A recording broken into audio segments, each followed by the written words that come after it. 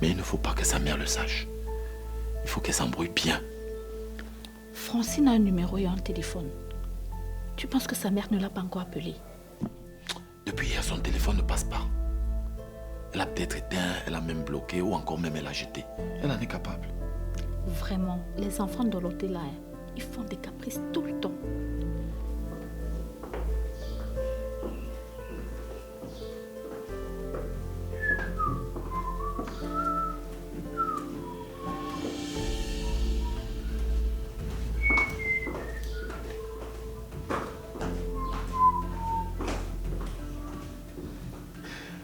Elle a déménagé hier.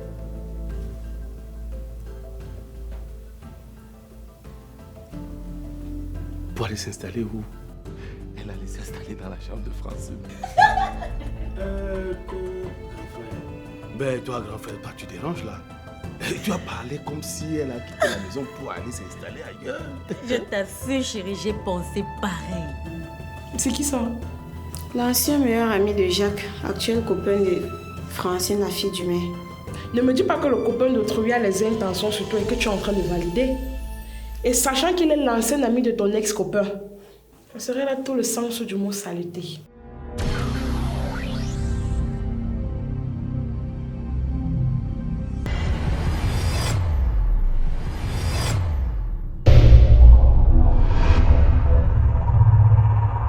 Zaniye, Zana, Zaniye, Zani, Zana, Gabo gamle, le, Jole.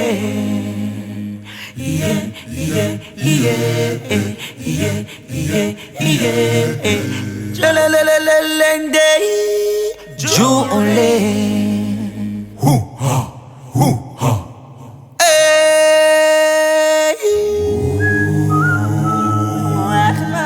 Gabo gamle, Gabo chule, Gabo gamka, Gabo chule,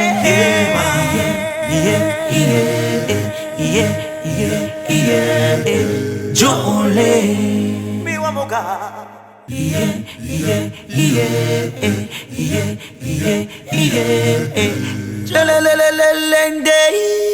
Jule.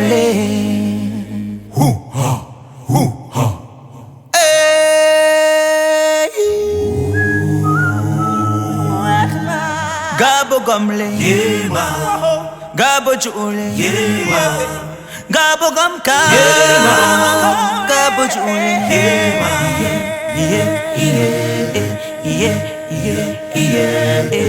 Jule, Miwa moga.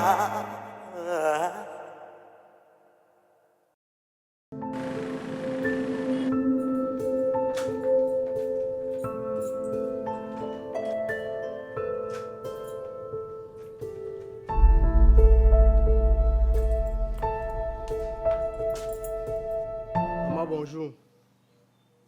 Tu sors. Tu es jolie, ma. Vous êtes resté pour les nouvelles commandes des boissons ou alors vous êtes resté pour les inventaires de la nuit? Comment ça, la mère? Il était 3 heures quand nous sommes rentrés. Et Jacques ne pouvant pas rentrer seul, il a décidé de dormir chez moi. Quand tu venais prendre Jack ici, il n'était pas tard. Maintenant, pour le ramener, tu trouves qu'il est tard, c'est ça? Il n'était pas tard quand je venais le chercher hier soir à la mer.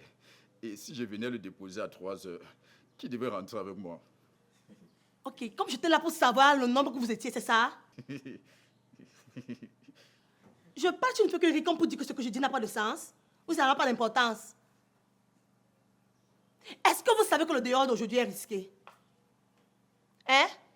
Vous connaissez le nombre de cas qu'il y a eu seulement cette année? Hein?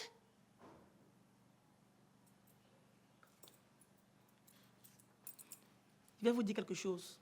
Quand vous, les enfants, faites des erreurs et que nous, parents, vous donnons des conseils, écoutez. Écoutez. Parce que ce qu'un vieillard voit assis, un enfant, même sur l'échelle, ne le verra jamais. Je suis désolé, maman. Ok. Vous êtes déjà adulte, non? Bientôt, vous serez des responsables. Dans quelques années, vous serez responsables. Vous allez voir ce que ça fait à un parent de ne pas savoir où son enfant se trouve. Vous allez voir ce que c'est que la responsabilité d'un parent. Si un parent peut dormir, sachant que son enfant est dehors. Bientôt. C'est la vie du dehors qui vous plaît, non? C'est la vie du dehors qui vous plaît, c'est ça, non? Ok.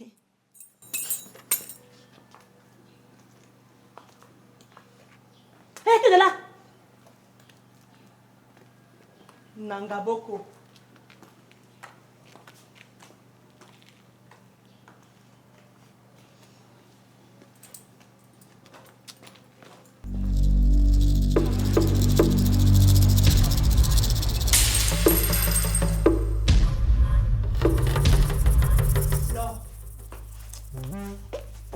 Laure!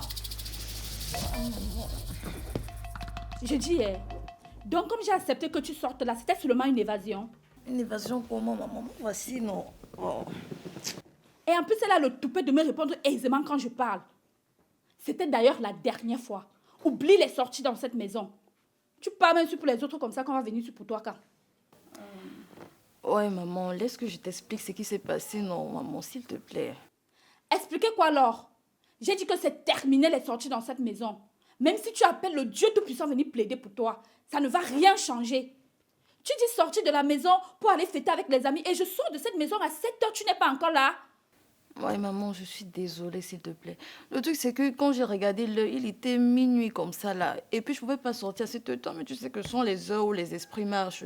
Donc, je voulais dormir 1h30 là avant de sortir. Mais sauf que quand je me suis allongée, là, le sommeil, tu vois. Et c'est même une dame qui est venue me réveiller, maman. Tu vois ta vie. Heureusement même que c'est une dame qui est venue te réveiller. Imagine que ce soit un garçon mal intentionné qui te trouvait. Il t'aurait fait du mal. Et c'est moi qui allais être là, monter, descendre en pleurant pour chercher l'or. En tout cas, j'ai dit, c'est terminé les sorties et c'est non négociable. Maman, toi-même, tu babates comme ça, tu sors d'où? J'étais au champ. Regarde-moi comme elle empeste l'alcool. Tu me contrôles déjà. See me trouble. Nonsense.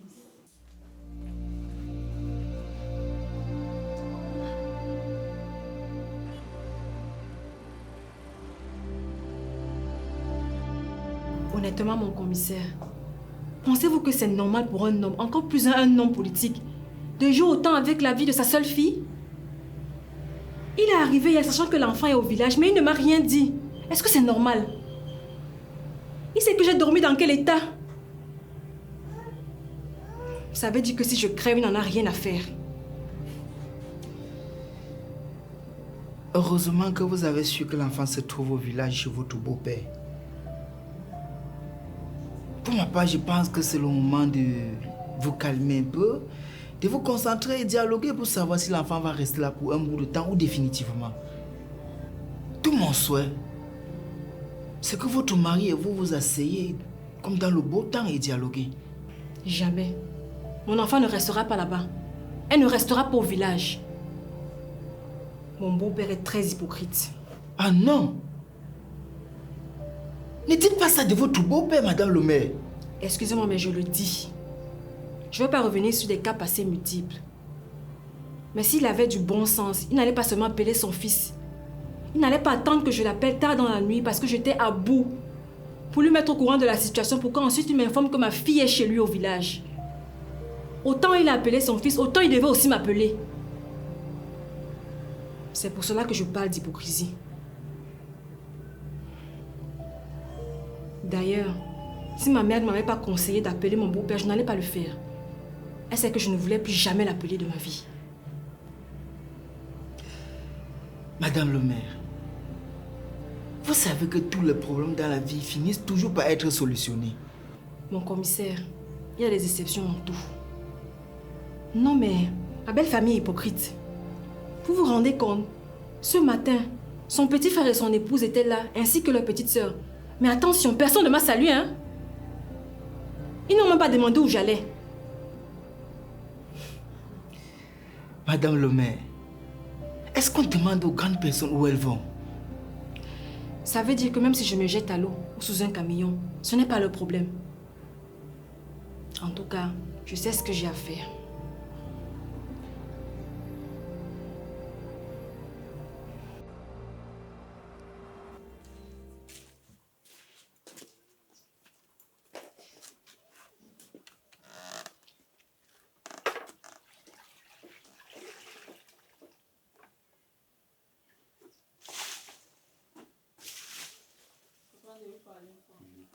Francine, je t'ai gardé un bon gibier là et je l'ai mis là derrière. Et c'est très bon pour faire un bon bouillon de macabo. Merci, grand-père. Même comme je ne sais pas faire ça, je vais me débrouiller. Bonjour ma fille, bienvenue parmi nous. Bonjour, maman. Je vais t'aider à faire ton bouillon. Tu vas voir, c'est très facile à faire.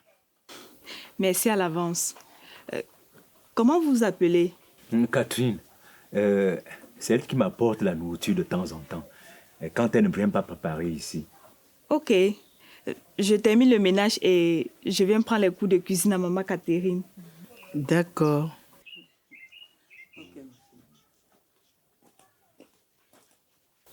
Elle est grande, ta petite fille. Oui.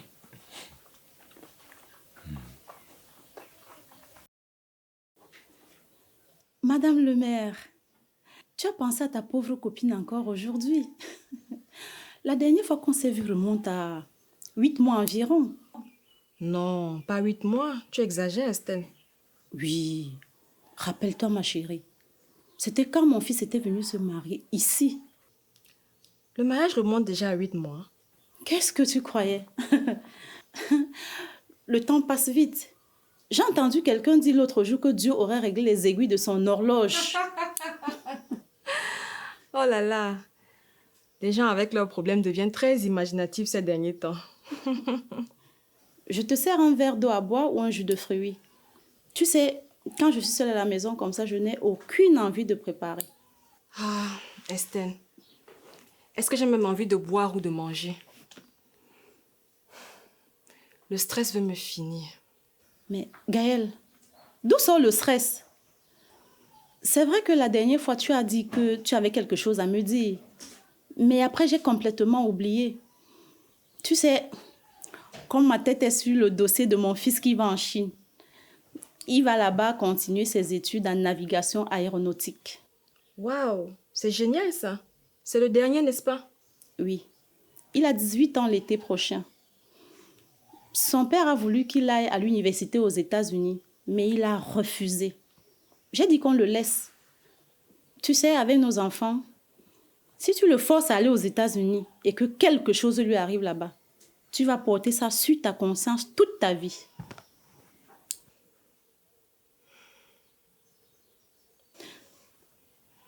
Gaëlle, tu as un souci?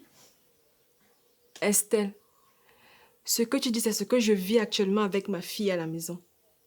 Son père veut la forcer à aller en Allemagne, mais elle ne veut pas. Elle ne veut pas du tout voyager. Il a tellement stressé l'enfant qu'elle a fugué hier. Quoi? Heureusement que je sais où elle est actuellement.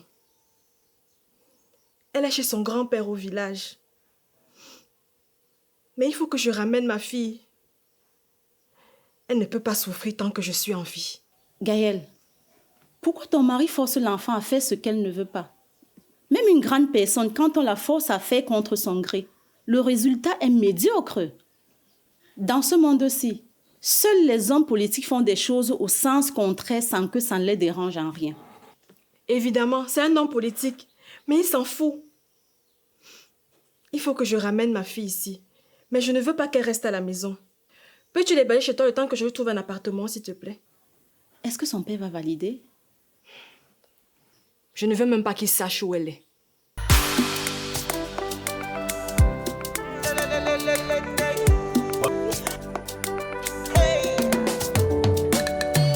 Mon paradis. Finalement, tu as pu la voir. J'ai essayé à plusieurs reprises, ça ne passe pas. Je dis, l'enfant là lui-même, il est comment? Tu voyages et tu n'appelles même pas tes parents. Pourtant, il sait que j'ai un cœur fragile.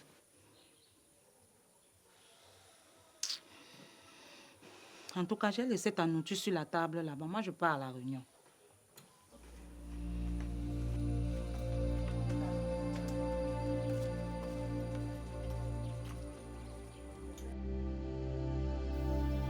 Je te promets de rencontrer d'urgence ton mari et de discuter avec lui, Gaëlle. Vous avez fait un si beau chemin ensemble, avec des efforts et des résultats. Ne vous laissez pas dérouter par un malentendu. Je suis à bout de mes forces, Estelle. Et le comble, c'est que je suis seule contre tous. Ma belle-sœur me parle avec mépris devant mon mari, sans qu'il ne lève le moindre doigt. Et mon beau-frère m'accuse d'être la cause de la délinquance de leur cadet. Et ceci devant mon mari. Et il ne dit rien. Ils font même des réunions de famille pour se moquer de moi, Estelle. Tu devrais normalement attendre avant de prendre le volant. C'est pas prudent de rouler avec la colère. Ça va aller, Estelle. Quand je vais arriver à la maison, je vais te faire signe. Il faut que je parte. D'accord. Beaucoup de courage, ma chérie. Sois forte. D'accord.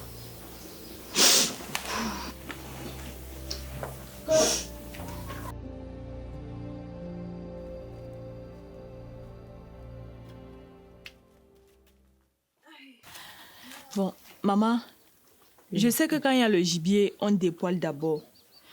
Après avoir dépoilé, qu'est-ce qu'on fait?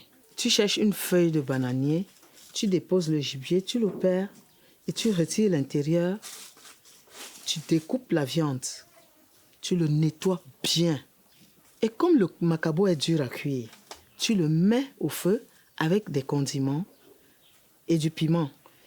Tu laves correctement ton gibier et tu vas mettre dans ton macabo. C'est bon.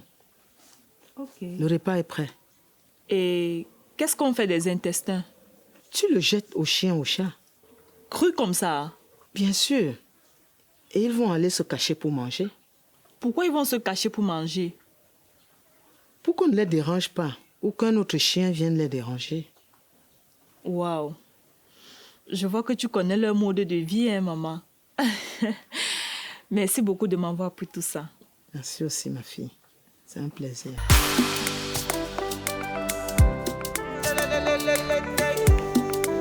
Maman, rencontre-moi le Congo, ça là maintenant. De toute façon, tu m'as énervé là, non? Ça m'a enlevé le goût de ça. Maman, mais je me suis excusée, non? J'ai passé la journée chez Roger hier. Une belle maison, très propre. J'ai vraiment aimé. Le gars est tellement ordonné. Je n'avais même plus envie de rentrer. Maman, pour une journée passée chez un homme, tu ne voulais plus toi rentrer. Il va te prendre pour une femme facile, hein? Femme facile. On te dit qu'à mon âge, si je vis l'amour comme toi. Je ne suis pas comme toi qu'on trompe avec les parfums, les téléphones et les habits. Les petits garçons t'embrouillent ici dehors. Moi, j'ai le sens du discernement. Je sais reconnaître un homme si il s'avère qu'il vient m'embrouiller. Maman, l'amour n'a pas d'âge. Hein. Quand le cœur bat, ça bat en vrai, même si tu as une seule dent dans la bouche. Regarde-toi par exemple, pour une seule journée passée chez un homme, tu ne voulais plus rentrer. C'est parce que ton cœur bat pour lui. Pour une autre comme ça, là, il ne devait pas avoir cet effet-là. Dans l'amour, c'est une affaire d'alchimie et symbiose. Ah, regarde comment tu parles, tes organes bougent. Parce que c'est ta matière de base. À part ça là, tu me connais encore quoi? Oh maman, moi je te comprends pas deux fois. C'est toi qui as commencé avec la discussion. Maintenant, nous sommes en train d'échanger. C'est encore toi la première personne à vouloir me sermonner. Pardon, lève-toi, tu pars dans ta chambre. Tu as même coupé ma conversation avec mon homme. Celui qui est même déjà fâché là-bas, que j'ai raccroché sans lui dire au revoir. Même prière.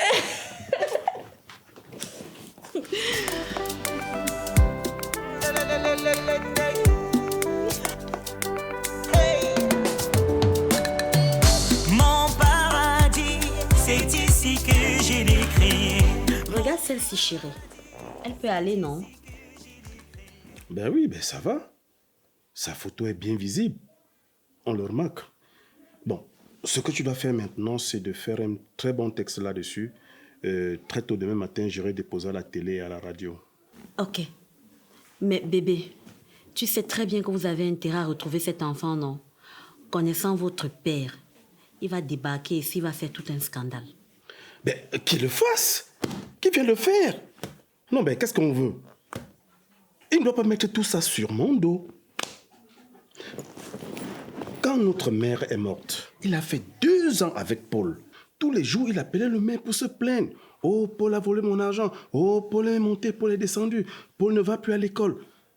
Mais qu'est-ce que tu veux que je fasse? Tu sais comment il a fait pour arriver en ville? Mais il est parti dans un champ voler 3 régimes de plantains et le propriétaire l'a attrapé. Hein? Si nulle était l'intervention du maire, Paul faisait la prison. Il a dépensé 100 000 francs pour tuer le dossier. Et juste après, il a fait venir Paul en ville. Mais attends, tu veux me faire comprendre que Paul n'a pas embrassé la délinquance en ville? Non, du tout. J'ai pleuré en lisant la lettre que Paul a laissée, pleine d'émotions. On dirait qu'il était inspiré par un génie en écrivant cela. Et quelque part, franchement, chérie, il a raison dans tout ce qu'il a dit. Paul, dans sa lettre, accuse la femme du maire de maltraitance. Et je sais pourquoi. Explique-moi ça, chérie. Quand le maire fait venir Paul en ville, il lui promet de l'envoyer en Europe. 6 mois après, sa femme le déconseille en prétextant qu'il est têtu. Et c'est ainsi que le maire pose la condition qu'il faut qu'il ait d'abord son bac. Paul devient têtu et commence à désobéir à sa femme. C'est ainsi qu'il quitte la maison. Je comprends maintenant. Mais en ce moment, c'est lui qui est perdant. S'il avait été obéissant, c'est qu'aujourd'hui, il est posé à l'étranger. Ben, qu'est-ce que tu veux qu'on fasse? Ah, bébé, les enfants. Les enfants.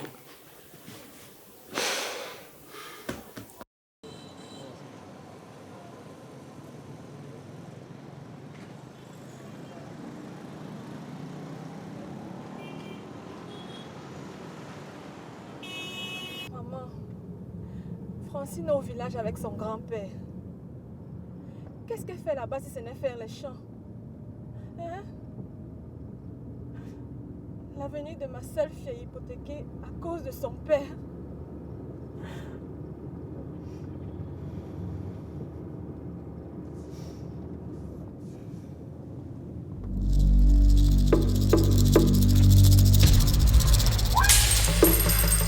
Mon Dieu! Qu'est-ce que j'ai fait?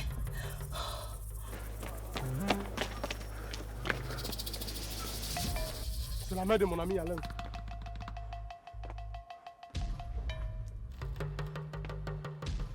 J'espère que ce n'est rien de grave.